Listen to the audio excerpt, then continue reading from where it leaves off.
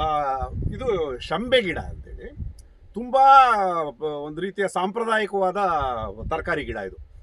ಆ, ಇದು ಆ, ಶಂಬೆನ ಪಲಾವ್ಗೆ ಭಾಳ ಅದ್ಭುತವಾಗಿ ಬಳಸ್ಬೋದು. ಬಸ್ಸಾರು ಎಳೆ ಬಮ್ಟೆ ಇರಬೇಕು, ಹಿಂಗೆ ಆಡ್ಬೇಕು, ಹಿಂಗೆ ಒಂಥರ ಹಿಂಗೆ ನಲಿಬೇಕು ಆ ರೀತಿಯ ಕಾಯಿ. ಬಟ್ ಇದು ಬಲ್ತಿರೋದು, ಬೀಜಕ್ಕೆ ಬಿಟ್ಟಿದ್ದೀನಿ.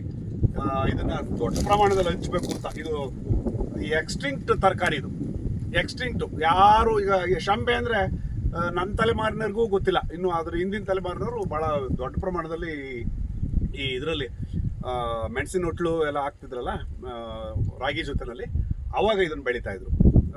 ಕತ್ತಿಕಾಯಿ ಅಂತ ರಾಜ ಕತ್ತಿಕಾಯಿನ ಬೇರೆ ರೀತಿ ಬಳಸ್ತಾರೆ.